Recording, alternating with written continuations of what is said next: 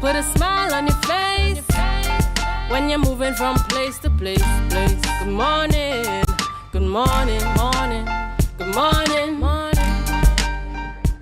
Good morning, viewers, and welcome back to the Tobago Updates morning show. As we prepare to head on into this segment this morning, we should have on the line with us, joining us is Allan Ferguson, president of the Trinidad and Tobago Scrap Iron Dealers Association. Good morning to you, Allan Ferguson. Good morning. Good morning to you and your viewers. All right. So as we're heading straight on into the conversation this morning. We would have seen the government taking particular action in terms of the legislation in relation to scrap iron dealers. I want to start off firstly by getting what's your feel, what's your perspective? Are you satisfied, dissatisfied, in between? Where do you stand at this point based on the legislation? Well, I want to say good morning to the viewers in Tobago, special good viewers in Tobago, because we have a lot of members in Tobago. I want to let them know is that I will be coming to Tobago next week to talk to all the scrap dealers and all the people, the collectors and everybody who involved in the industry to understand the new policy. Um, to your question, there are some things that I agree on, and there are some things that I do agree on. But this industry is suffering for years, and I welcome change. I know change is hurt. I am willing to work with the government to make sure that the industry run as it's supposed to run. I know that opening up with new laws this will create some slowdown in the industry, but we have no other choice because we have to work with what the government has put forward for us. Um, Things that we will advise them. I don't think they will take all the advice. Um, what we will do, we will work with them to try to complete the whole policy because it's still in the making. Um, One of the things that we have a serious issue with is that if you come to my yard with a false ID card or a false driver's permit or passport, the responsibility is on our scrapyard, the people who run the scrapyard. That is a very, very ticklish kind of a situation because if you know there's a lot of fraud that take place in Trinidad, and we as scrap dealers don't have a clue how a fraud document or a fraud ID card or a fraud permit could look, because people go to the bank and change a lot of different things with these things, and for we now to have to take up this on our own to see if it's a fraud. That is a very, very serious situation that could put us and cost us even $500,000 for accepting fraud documents and all these things. So it's a situation that it has some good in the policy and some serious bad things in the policy that could affect us for the future. Number one, number two is that if you have a scrapyard and you have been running a scrapyard for 20 years or 30 years, and you will have built your house behind your scrapyard, now you can't do that again. You have to have a scrapyard without any house on it. All these things is things that I don't think they had enough consultation on it in reference to our members, because there's place in Trinidad the whole road is scrap and people run have the scrap here in front of the house because of the situation. So we have to understand that why the situation is very ticklish. We had to work with it, and we had asked the Ministry of Trade to think about this one with the house, because in other sector, they supply land with something like drastic like this they come in with. So we asking them, please think about this part. But otherwise, we had to work. We had to work with it. We had to work. Um, we had to work and try to improve this industry. I, as the president of the association, with my team, we know that people with a look at us as carpenters. and think, but in different countries, all part of the world, the recyclers, the scrap dealers, and the recyclers is a very important part in the country, because we clean up the places that people throw all different things all in the ravine and in the road. We pick it up. We as recyclers, and recyclers play a serious part in any country, because we have to do with climate change. And if you understand climate change and the industry that we run, it plays a serious part in what we do as a industry.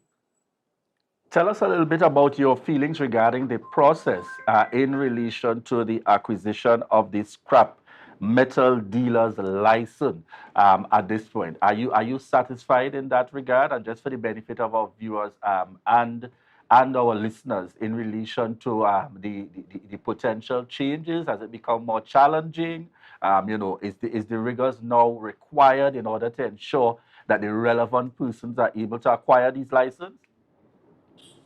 Well, I have absolutely no problem with checking out people to make sure that they bona fide and everything. I have absolutely no problem. But you see, an industry like this, we employ thousands and thousands, more than 25,000 people, and 90% of them is people that poor and depend on this industry to eat a food, or help the family, or send the children to school, or pay the installment. It will cause some hardship in the industry. But there's three licenses that we could discuss. One of the licenses, the collector's license, the people who go around with vans to collect the material from different household companies. This license will take some from doing, because some people who are running with the law, and we had to take it up on our own to say, listen to me, because nobody don't want to employ y'all. We will employ y'all because we understand change. People do something and they regret to do it, and they could make change. And we have a lot of people in this industry that come out of jail and they make change. They have family, they build house, they buy their car, and it's in an honest way after they will have end up in jail. And we will have help them to make a lot of change. So we understand the ones that who want to make change after they will make the time. We understand that change is something that everybody sometimes want to do it. Um, it will cause some challenge to the collectors. It will cause a serious challenge to them, and it will trickle down to not plenty of them again, because of the character of some of them, because they will have running with the law long before they come into this industry. Let me tell you something. Oh gosh, I forgot your name, but I'm going with it.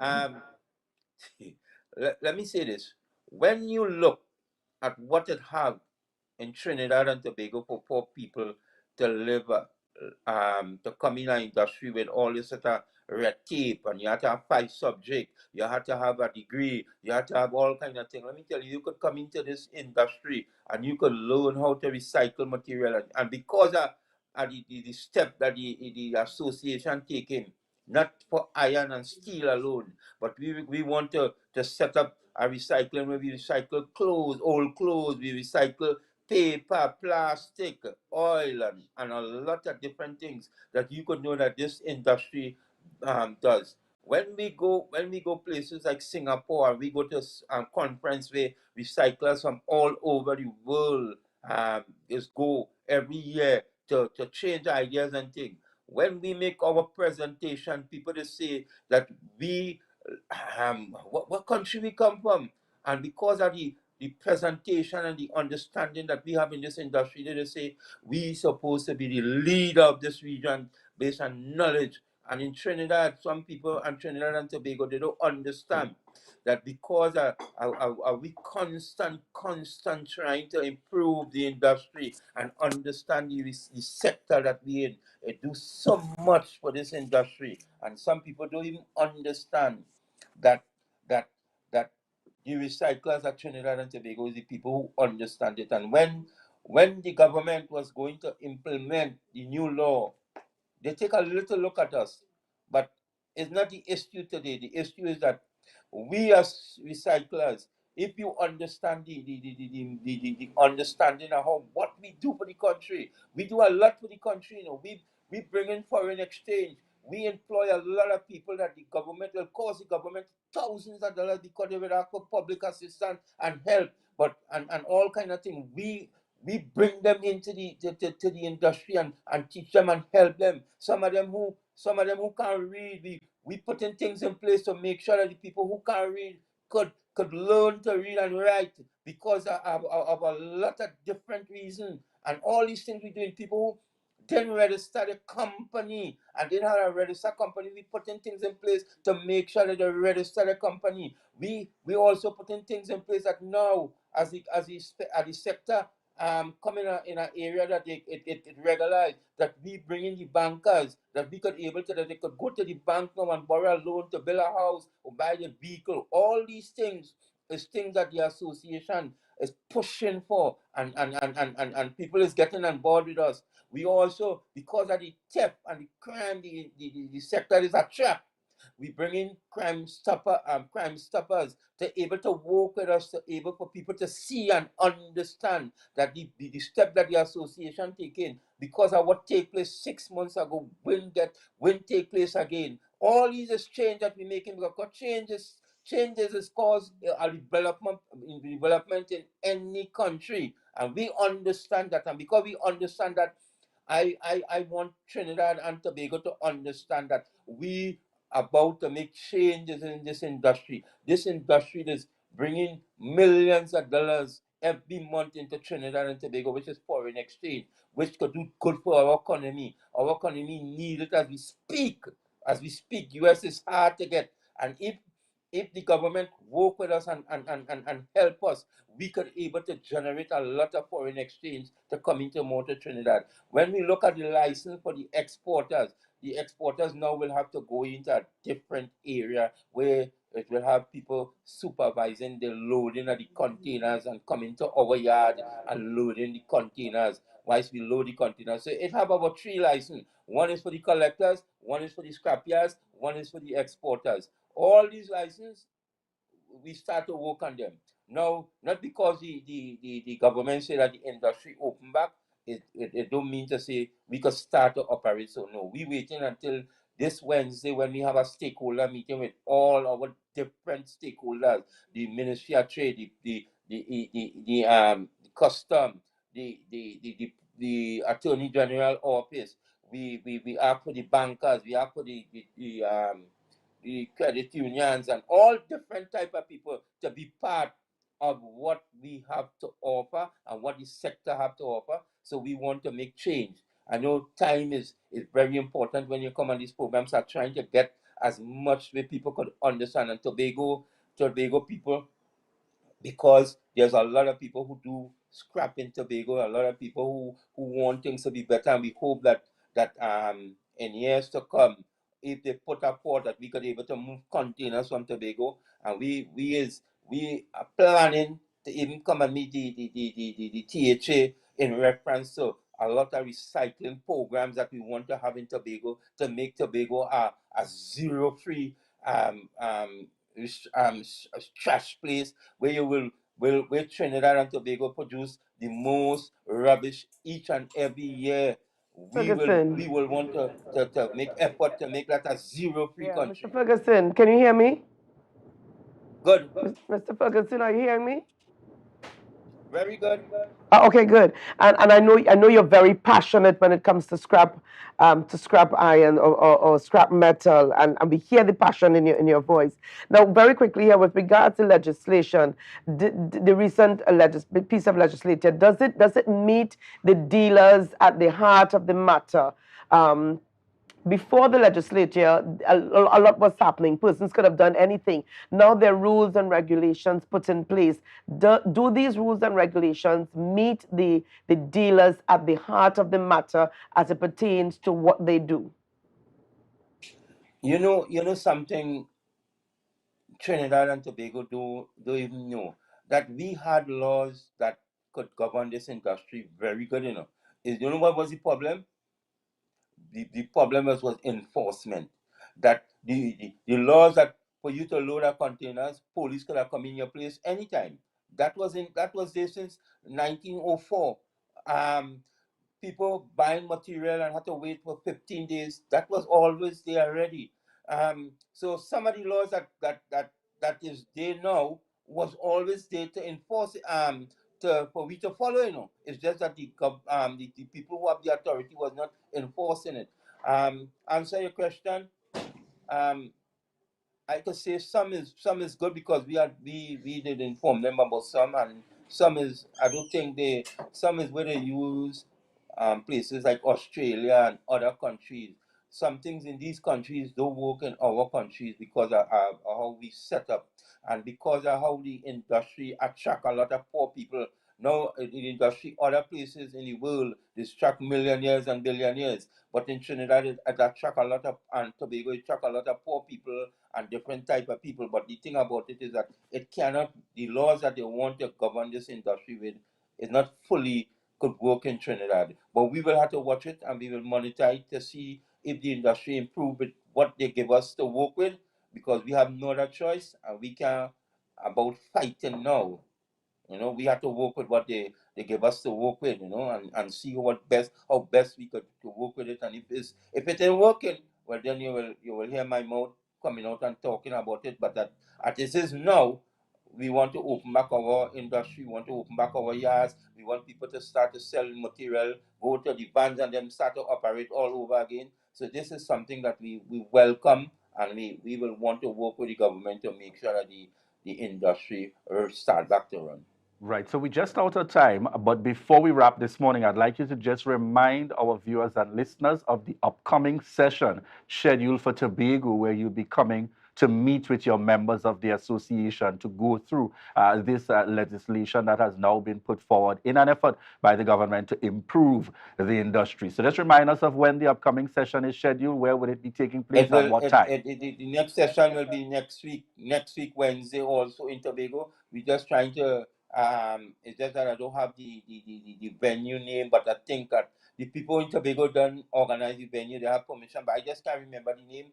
But it will be announced, and people who does collecting material in Tobago, we will be there next week Wednesday, and we will go through the whole procedure with how you have to pick up material, how you have to sell material, how you have to collect material. All these things will be discussed for you all to have an understanding.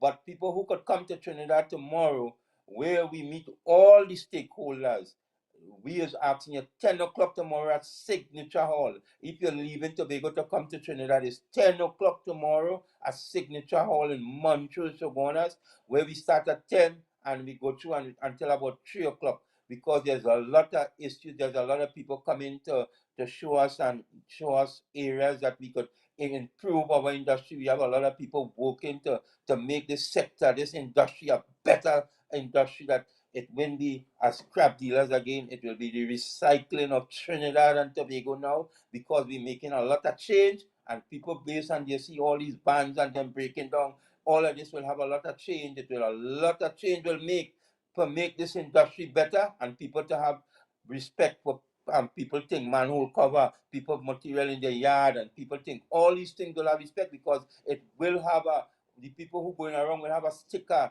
where it will have the number that people could call to get to clarify things, to straighten out things, and all these things The will be contact done number? in a short period of time. What's the contact number for these for persons that are wanting to reach out? All right, the number for people who want to get onto the association is 323-0261 or 775-9580. Thank you very much there. And as a reminder to all our viewers and listeners, the session takes place tomorrow at Signature Hall, and that's in Chaguanas, Montrose, from 10 a.m. And next week, Wednesday, they will be heading across to Tobago. So you have an opportunity there where they'll be going through the legislation. Thank you very much there again, Allan Ferguson, President of the Trinidad and Tobago Scrap Iron Dealers Association. Very interesting in terms of the move and the direction, and particularly impressive at that is the willingness to seek to understand. Yes, it's going to take a lot more work. When I look through the legislation at a cursory glance, in terms of the need for greater record keeping, in terms of ensuring the relevant details, the processes with the license, etc., all those a lot more details required. But quite naturally, it is with the hope ultimately that there will be overall improvement within the industry, putting some systems and additional standards in place, as the president said. Some existed before for And some time, enforcement. but the enforcement was part of the challenge. So let's hope that this time around, the enforcement is really able to add in some way, form, or fashion to the improved value that persons will be able to derive. Most definitely. And as he said, a lot more things happening with the association, a lot more areas to improve on, and initiatives to implement to allow for not just better understanding, but for opportunities for dealers. So dealers, scrap iron dealers, have certainly moved up a notch. All right, so it's no longer just, but there are measures in place now to ensure their safety, ensure proper record keeping, ensure that there is a way forward for this industry. Yeah. Certainly. So we're looking forward to those discussions. We want to give a quick shout out as we prepare to wrap this morning to some of you joining us on the live. Biana, Hyacinth, Daniel, Vincent, QK, Melville, continued dedication and support. Let me shout out as well. Didi out there. All right. Thank you so much for the continued love and support. I see in the mix Elizabeth, Julia, Anne, June, Listra, and the full lineup. Darren, to each and every one of you. Darky, Lincoln, all of them joining us on the live this morning. Yes, each and every one taking that time out to continue to provide that love and support. And we say thank you. Thank you so much. Want to shout out there as well. It's in Jamaica, Julian Rogers. Julian Rogers this morning in the mix. Tuned in time after time, really continuing to lend that support and that love to the Tobago Updates morning show. We want to say thank you. Thank you to each and every one of you. And viewers, we prepare to wrap the Tobago Updates morning show at this point. You're not going to see us tomorrow, yeah? No, because tomorrow is Youth Wednesday. All right, so certainly you can look forward connecting 7 a.m. Youth Wednesday tomorrow. But before we even wrap up today, they got to prepare to head straight on over to GMT. But before we head on over there, we just want to remind you very quickly here that the funeral service for Purnell Kabesi Winchester takes place today, 1 p.m. at the Buku Integrated Facility. So for those of you who weren't very sure about the location, it's at the Buku Integrated Facility. So we invite you to come on down and celebrate his life. So have a great day, Tobago, over to GMT, and we are going to see you on Thursday. Bye-bye. Bye-bye.